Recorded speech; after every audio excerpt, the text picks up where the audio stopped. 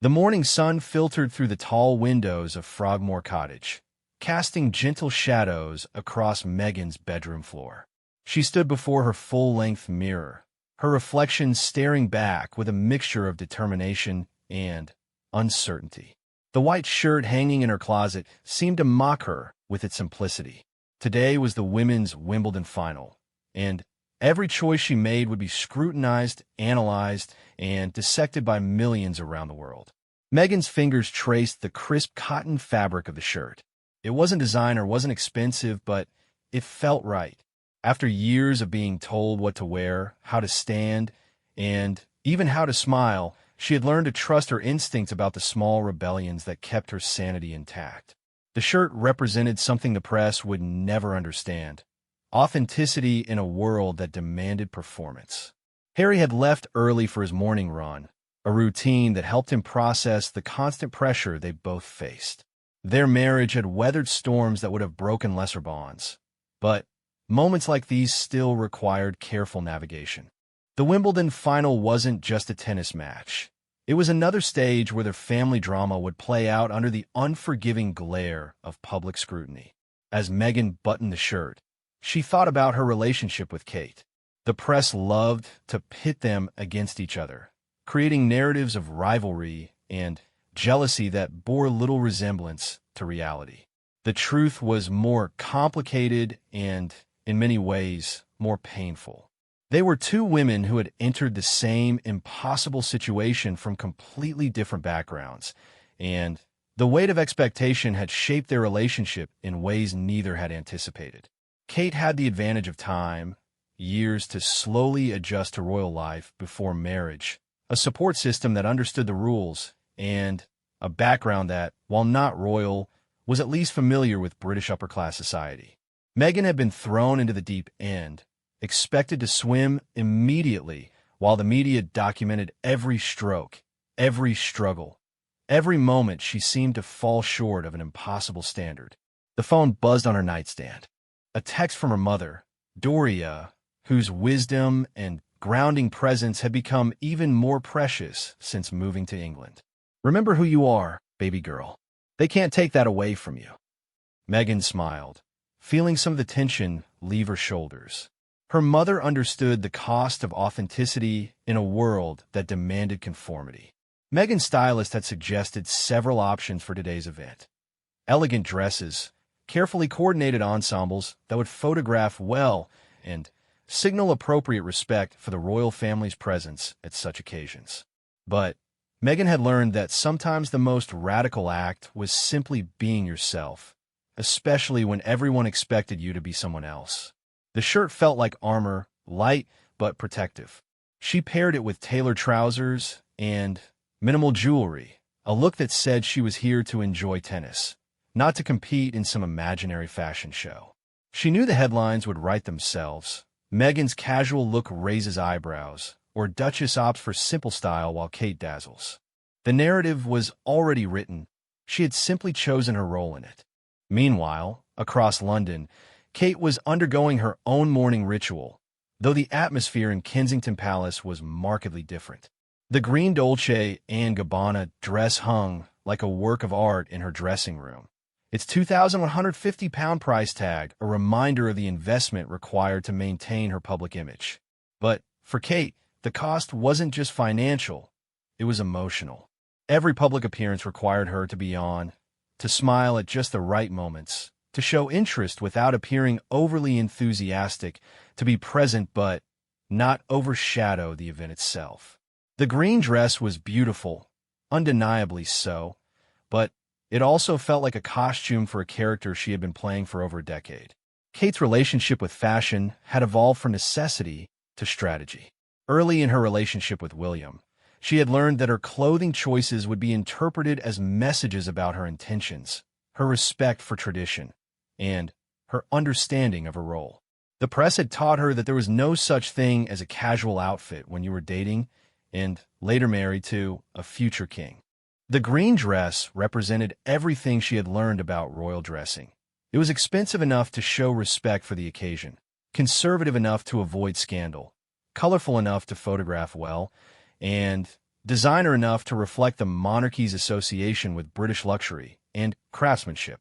But sometimes Kate wondered what it would feel like to simply throw on a shirt and trousers and walk out the door without considering the message it would send. Her relationship with Meghan had been complicated from the beginning, though not for the reasons the tabloids suggested. There was no dramatic confrontation, no moment of open hostility. Instead, there had been a gradual realization that they approached their shared situation from fundamentally different perspectives. Kate had accepted early on that royal life required sacrificing certain aspects of personal authenticity for the greater good of the institution. She had made peace with the fact that her clothing, her words, even her facial expressions were no longer entirely her own. It was a bargain she had entered into willingly, understanding the price and finding it acceptable for the life and purpose it provided. Meghan, however, had come into royal life with different expectations and a different relationship with authenticity. Her background in entertainment had taught her that performance and genuine emotion could coexist, that being true to yourself didn't require abandoning all awareness of your audience. The collision between these two approaches had created tension that neither woman had fully known how to navigate. As Kate slipped into the green dress, she thought about the upcoming afternoon. Wimbledon had always been one of her favorite royal duties. She genuinely loved tennis, had played competitively as a child, and found real joy in watching the world's best athletes compete. But today would be different. Today, the tennis would be secondary to the inevitable comparisons, the photo analysis, the expert commentary on body language, and outfit choices. The irony wasn't lost on her that she and Meghan would both be performing their roles as royal women while attending an event celebrating a woman's athletic achievement. The women's final was supposed to showcase female excellence, but the focus would likely be on their hair, their makeup, their clothes, and their carefully maintained smiles. William found her in the dressing room, straightening his tie and checking his watch. He kissed her cheek gently, a gesture of support that had become routine before public events. They didn't need to discuss the day ahead. Both understood the expectations, the potential pitfalls, the careful balance required to successfully navigate another public appearance. "You look beautiful," he said, and Kate smiled because she knew he meant it, but also because she knew that her appearance was only one component of what would make today successful or challenging. As their separate morning routines continued, both women were acutely aware of the other's preparation. Not through communication or coordination, but through the strange intimacy of shared experience. They both understood the weight of getting dressed under public scrutiny, the careful calculation required for every choice, the exhaustion that came from having your appearance treated as public property. The media was already positioning itself outside Wimbledon, photographers adjusting their lenses and reporters preparing their commentary.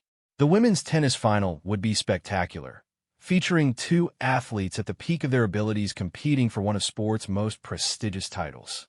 But the cameras would also be trained on the royal box, ready to capture every moment, every expression, every interaction between two women whose relationship had become a symbol of broader tensions within the monarchy.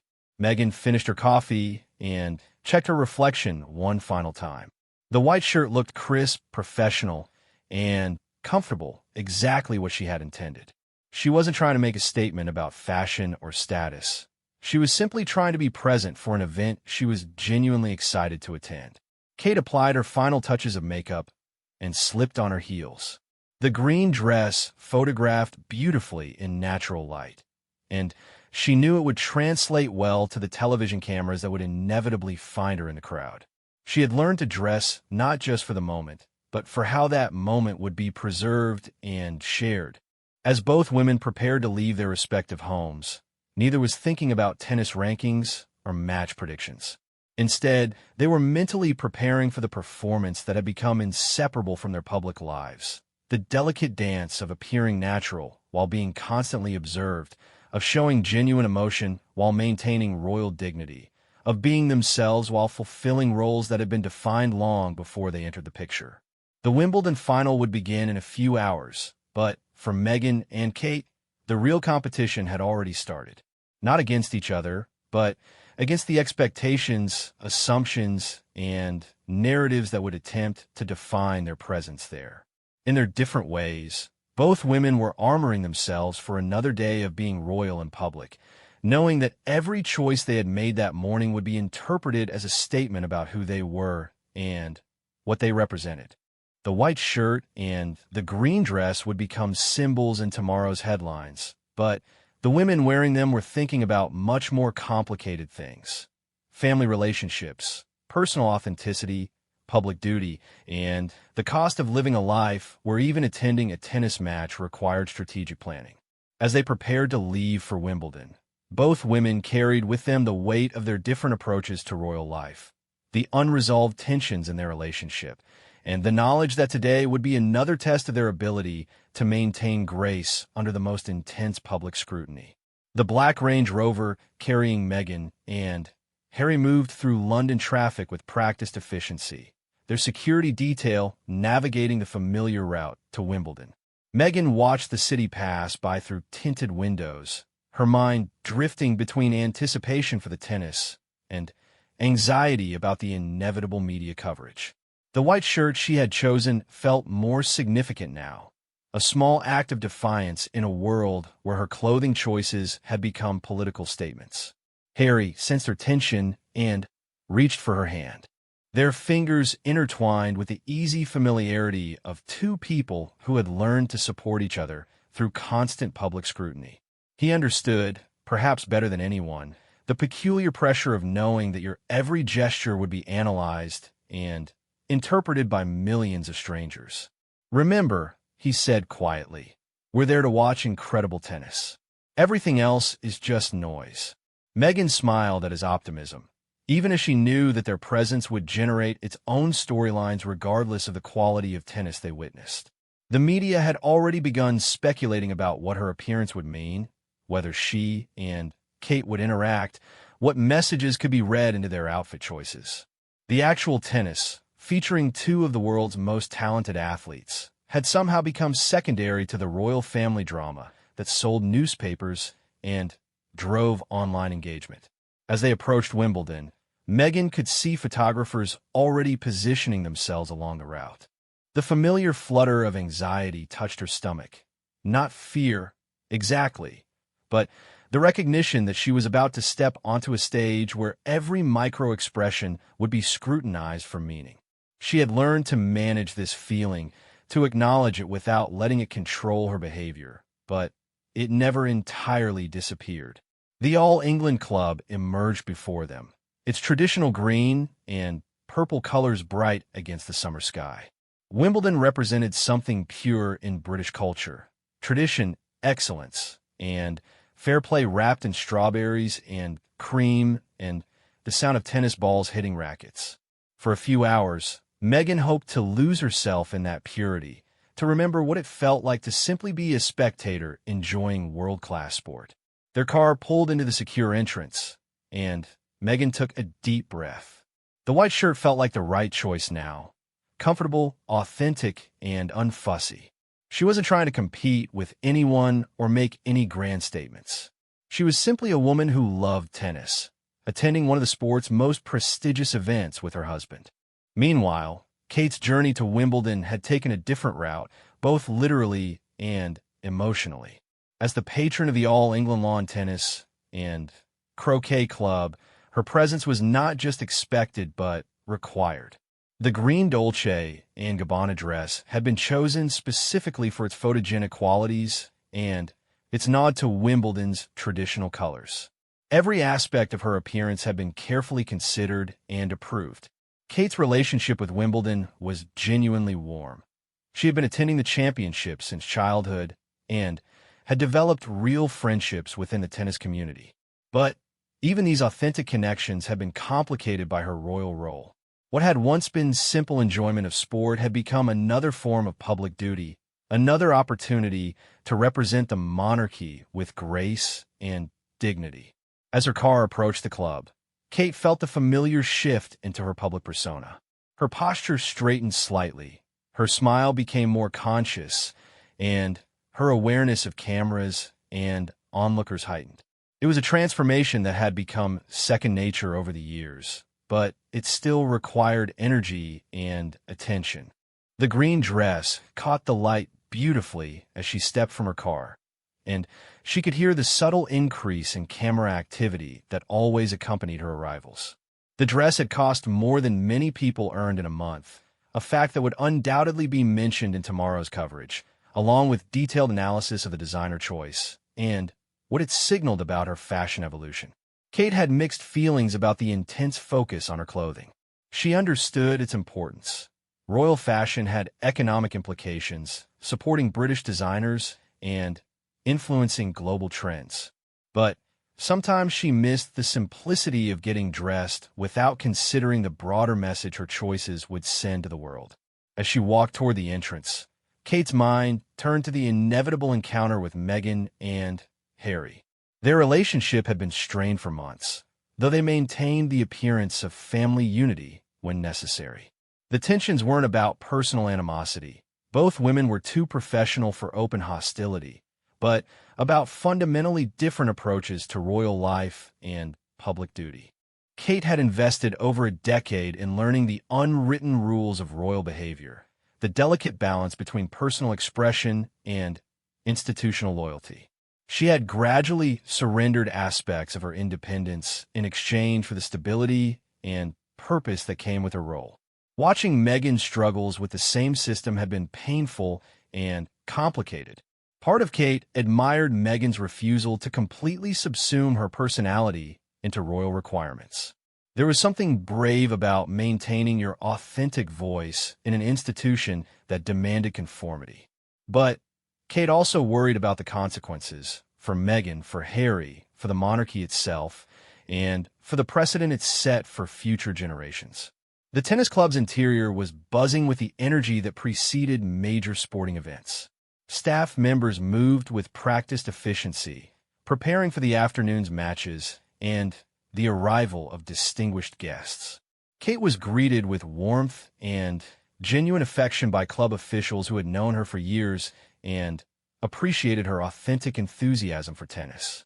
In the players' area, the finalists were going through their pre-match routines. Both women had worked their entire lives for this moment, the chance to compete for a Wimbledon title on center court. Their focus was absolute, their preparation meticulous, their awareness of anything beyond tennis minimal. In many ways, Kate envied their clarity of purpose. As Kate made her way to the royal box, she was acutely aware that every step was being photographed and filmed. The green dress moved beautifully, and she knew the images would be striking. But she also knew that within hours, fashion experts would be analyzing the choice, speculating about its meaning, and comparing it to every other outfit she had worn to Wimbledon in previous years. Meghan and Harry's arrival had been noted by club officials, and Kate was informed of their presence as part of the standard security briefing. The two couples would be seated in the same general area, making interaction inevitable. Both women had been preparing mentally for this moment, knowing that their body language and any conversation would be scrutinized for signs of tension or reconciliation. The media area was particularly active today, with journalists from around the world covering not just the tennis but the royal presence. The story had already been written in multiple versions. Depending on how the afternoon unfolded, editors were prepared to publish pieces about fashion competition, family reconciliation, continued tension, or renewed friendship. As Meghan and Harry entered the club, the energy around them shifted subtly. Other guests became more aware of their own behavior. Conversations became more conscious, and the general atmosphere gained the particular intensity that accompanied high-profile royal appearances. Meghan felt this change immediately and tried to maintain her focus on why they were there. The white shirt looked crisp and appropriate in the club's traditional setting. Several guests complimented her on the elegant simplicity of her outfit, comments that Meghan appreciated for their apparent sincerity. She wasn't trying to make a fashion statement, but she was pleased that her choice seemed to strike the right tone. Harry was in his element at sporting events, his genuine enthusiasm and knowledge creating easy conversations with fellow attendees. Watching him engage naturally with people reminded Meghan why public events could be rewarding when approached with the right mindset. They were here to celebrate athletic achievement and enjoy themselves. Everything else was secondary. As they moved toward their seats, Meghan caught her first glimpse of Kate across the crowd. The green dress was undeniably striking, and Kate looked every inch the polished royal patron she had become. For a moment, Meghan felt a familiar pang of something between admiration and sadness. Admiration for Kate's mastery of her role, and sadness for the distance that had grown between them. Kate noticed Meghan's arrival through her peripheral vision, maintaining her conversation while mentally preparing for their interaction. The white shirt looked lovely on Meghan, and Kate found herself appreciating the confident simplicity of the choice. Despite their differences, she had never questioned Meghan's sense of style or her ability to carry herself with grace. The crowd in the royal box was a mixture of tennis officials, dignitaries, and other notable guests, all keenly aware that they were about to witness not just a tennis final, but another chapter in one of the media's favorite ongoing stories. Many had known both women before their relationship became complicated, and they hoped for signs of healing rather than continued tension. As the time approached for the finalists to take the court, both Meghan and Kate found themselves genuinely excited about the tennis. Both were knowledgeable fans who appreciated the skill and dedication required to reach a Grand Slam final. For a few moments, their shared enthusiasm for the sport reminded them of what they had in common rather than what divided them. The atmosphere in center court was building toward the crescendo that accompanied major tennis finals. The crowd was filling with an international audience of tennis lovers, many of whom had traveled great distances and spent considerable money for the privilege of witnessing history. The royal presence added to the occasion's significance, but the primary focus remained on the extraordinary athletes who had earned their place in the spotlight. Meghan and Harry took their seats, and Meghan felt some of her tension ease as she absorbed the unique atmosphere of center court. The white shirt allowed her to blend into the crowd, while still looking appropriately dressed for the occasion. She realized that her outfit choice had been successful. She felt comfortable, confident, and ready to enjoy the tennis without worrying about fashion commentary. Kate's arrival in the royal box created the usual subtle stir of recognition and respect.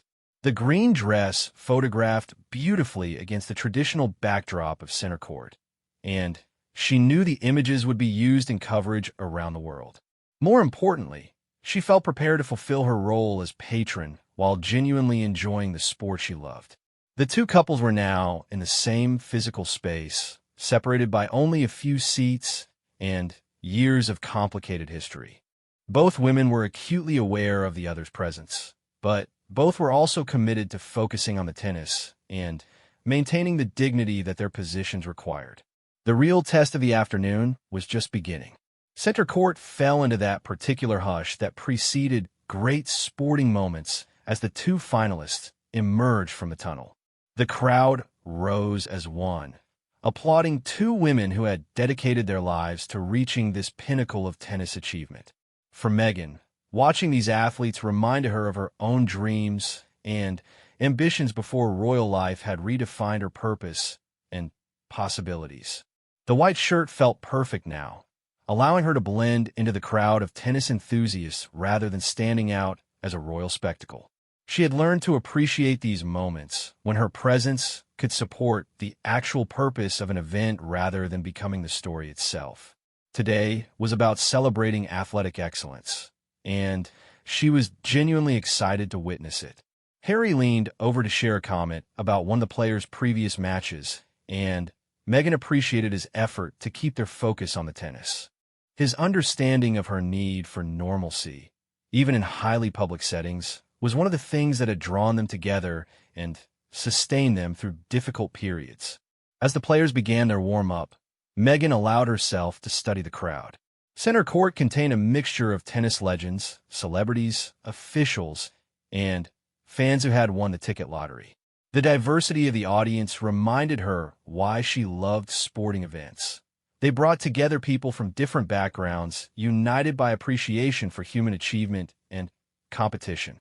Kate sat several seats away, her green dress catching the afternoon light beautifully as she leaned forward to watch the warm-up. Her knowledge of tennis was evident in her focused attention to the players' preparation, and Meghan found herself remembering why she had initially been drawn to Kate's apparent authenticity and genuine interests. The complexity of their relationship wasn't lost on Meghan as she watched Kate in her element. Here was a woman who had successfully navigated royal life while maintaining real expertise and passion in her areas of interest. Kate's patronage of Wimbledon wasn't just ceremonial.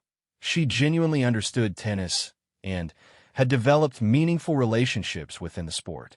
As the match began, both women found themselves absorbed by the extraordinary quality of play. The finalists were evenly matched, each bringing different strengths and styles to their quest for the championship.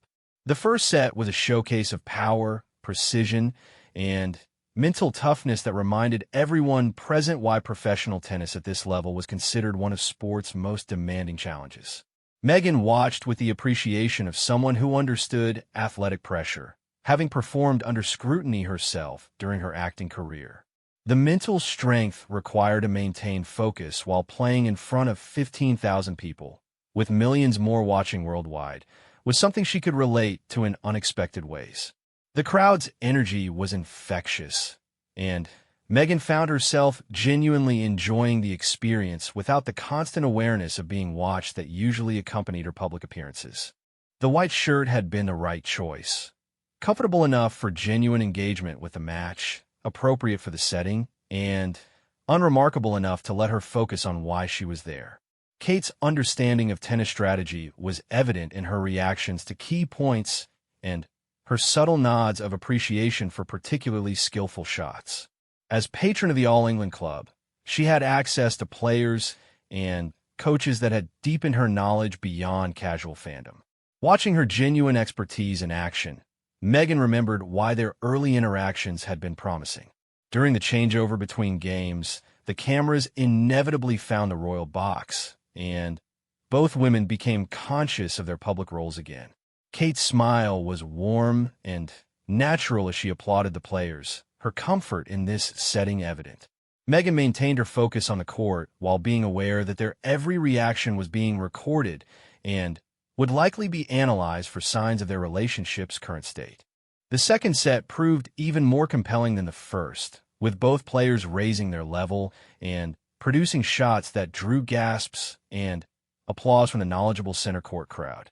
Tennis at this level was art as much as sport, and the appreciative silence between points reflected the audience's understanding that they were witnessing something special. Harry and William were both absorbed by the match, their shared love of sport providing them with common ground that had always been easier to navigate than the more complex aspects of their relationship. Both brothers appreciated athletic excellence and understood the dedication required to compete at the highest levels. As the match reached its climax, Meghan found herself emotionally invested in both players' success. This was what she had hoped for, the ability to be present for genuine achievement without the distraction of personal drama or media speculation. The white shirt had facilitated this normalcy, allowing her to focus outward rather than inward. The third set was a masterpiece of competitive tennis, with both players demonstrating why they had earned their place in the final.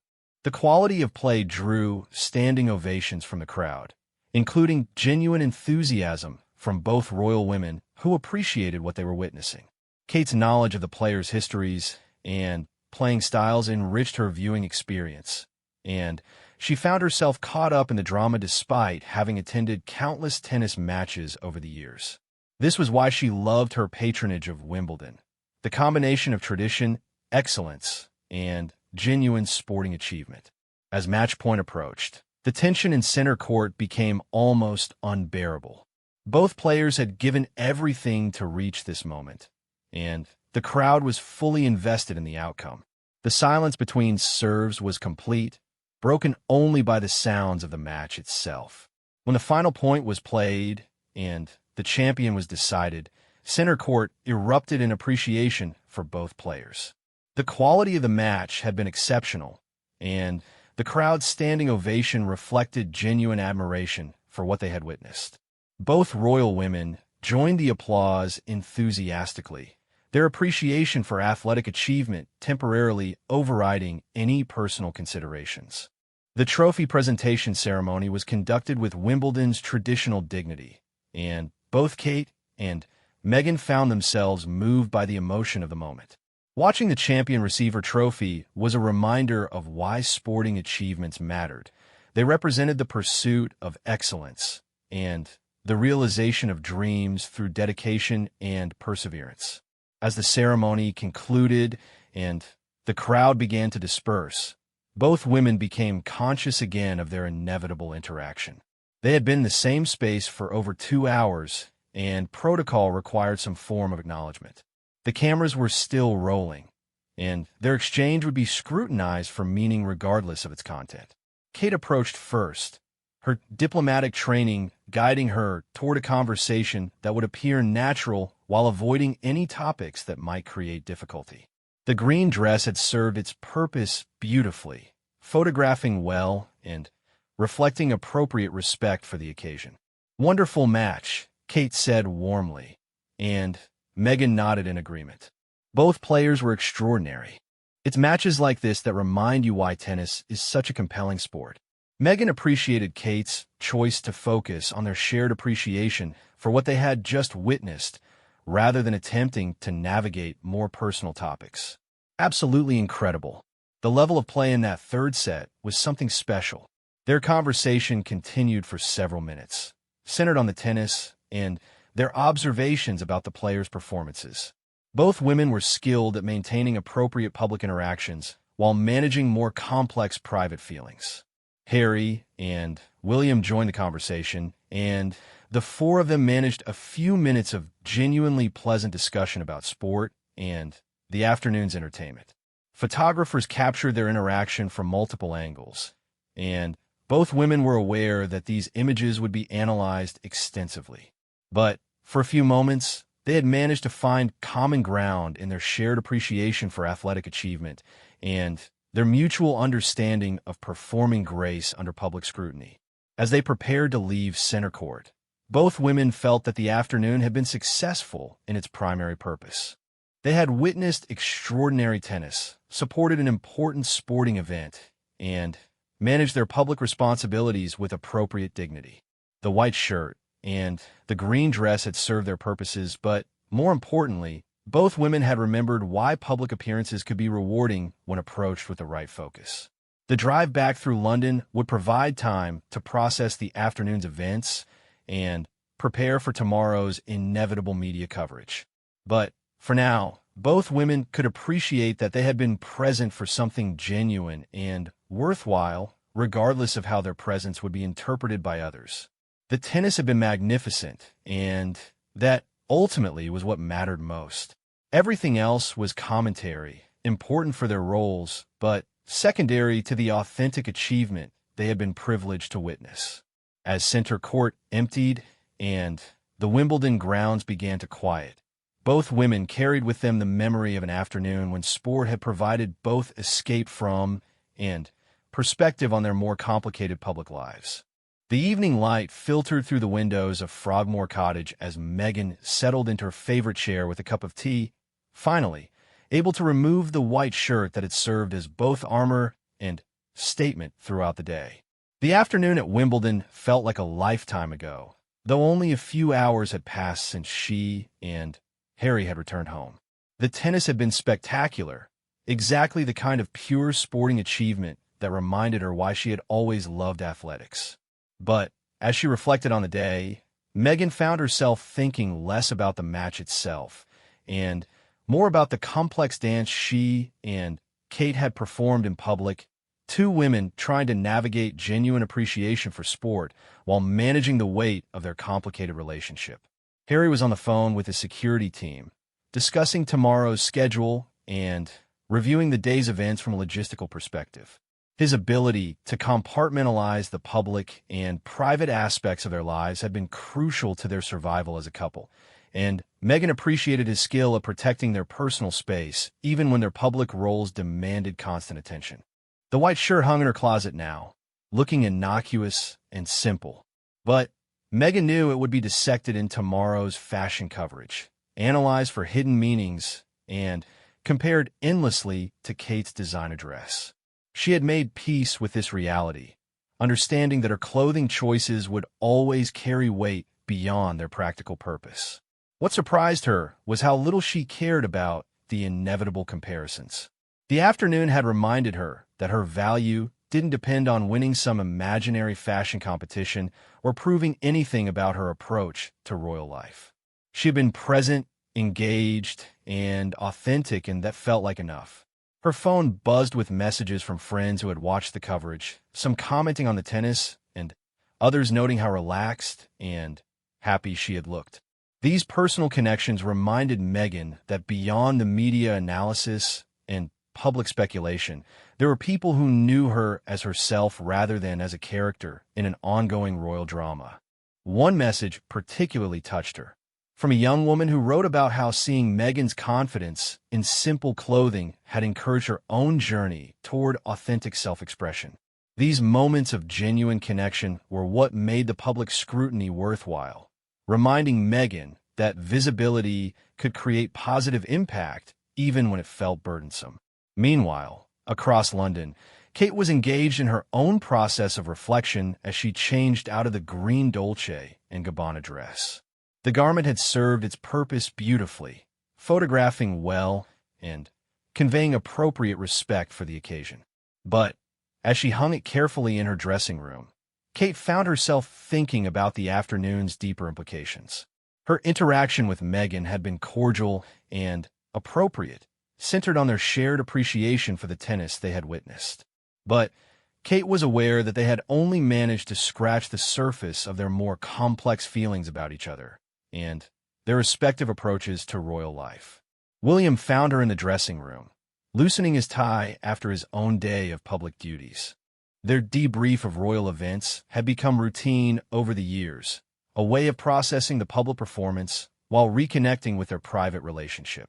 Today's conversation would inevitably include the dynamics with Harry and Meghan, though both approached these discussions carefully.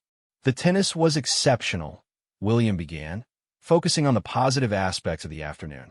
Both players really rose to the occasion, and the crowd was particularly appreciative. Kate nodded, appreciating his diplomatic approach. It was wonderful to see such high-quality tennis. Days like this remind me why I love the Wimbledon patronage so much. When sport is that good, everything else becomes secondary. They discussed the match itself for several minutes, both genuinely enthusiastic about what they had witnessed. But eventually, the conversation turned to the inevitable media coverage and speculation about family dynamics that would dominate tomorrow's headlines. Kate had learned to separate her personal feelings about these situations from their public implications. Her relationship with Meghan was complicated by genuine differences in perspective and approach, but it was also affected by external pressures and expectations that neither woman had fully anticipated when they became part of the same family. She looked well, Kate said finally, referring to Meghan, and genuinely happy to be there. I think we both managed to focus on why we were there rather than getting caught up in everything else. William appreciated Kate's ability to find positive elements in difficult situations. Her diplomatic skills had been crucial to maintaining family unity during various challenges, and her perspective often helped him process his own complicated feelings about his relationship with Harry. As Kate prepared for bed, she found herself thinking about the different paths she and Meghan had taken through similar challenges. Both had married into the royal family and discovered that the reality was more complex than they had anticipated. Both had struggled with the loss of privacy and the constant scrutiny of their choices and behavior. But their responses had been fundamentally different. Kate had chosen gradual adaptation, slowly surrendering aspects of her independence in exchange for mastery of her royal role. She had found peace in this approach, though she sometimes wondered about the parts of herself that had been lost in the process. Meghan had chosen resistance, maintaining more of her authentic voice, even when it created friction with royal expectations. Kate could see the courage in this approach, but she also worried about its sustainability and its impact on family relationships. Neither approach was entirely right or wrong, Kate realized. They were different strategies for managing an impossible situation, shaped by their different backgrounds, personalities, and support systems. But the media's insistence on treating their differences as competition had made it difficult for them to appreciate what they might learn from each other.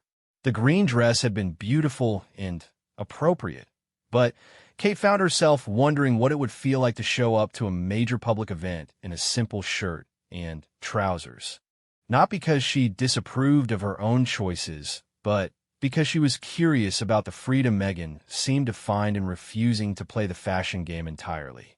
Back at Frogmore Cottage, Meghan was having similar thoughts about Kate's mastery of royal presentation. The green dress had been stunning, and Kate had worn it with the confidence of someone who understood exactly how to navigate public expectations. There was something admirable about that level of skill and preparation, even if it represented a different path than Meghan had chosen. Harry joined her in the living room, finally free from his security briefings and administrative tasks. They settled together on the sofa, sharing the comfortable silence that came after successfully navigating a challenging public event.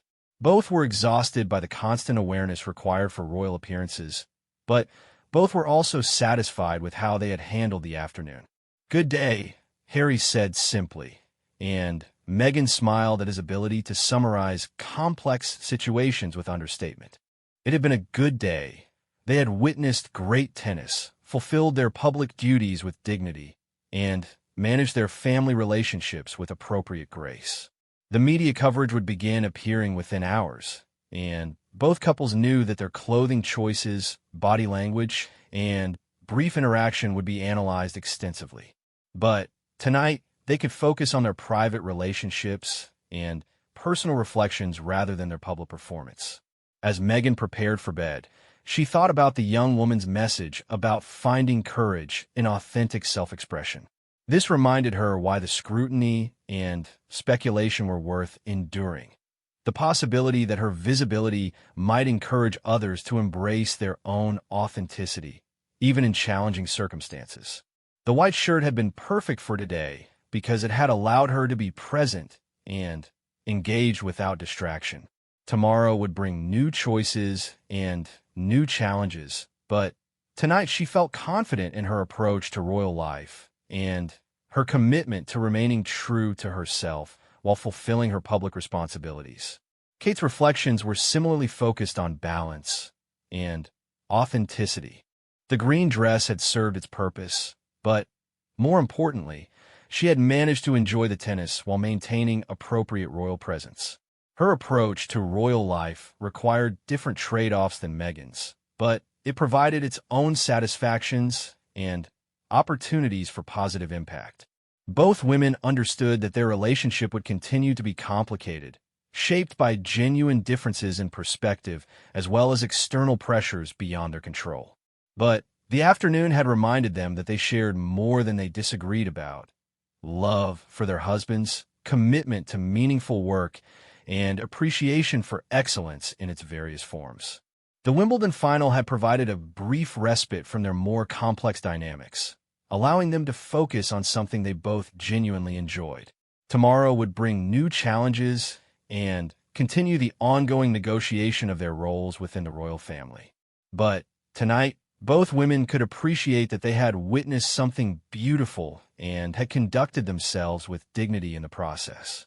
The white shirt and the green dress would be tomorrow's headlines, but the women who wore them were thinking about deeper questions of authenticity, duty, and the possibility of finding common ground despite fundamental differences in approach. The tennis had been magnificent, and that shared appreciation might be the foundation for whatever relationship they could build going forward.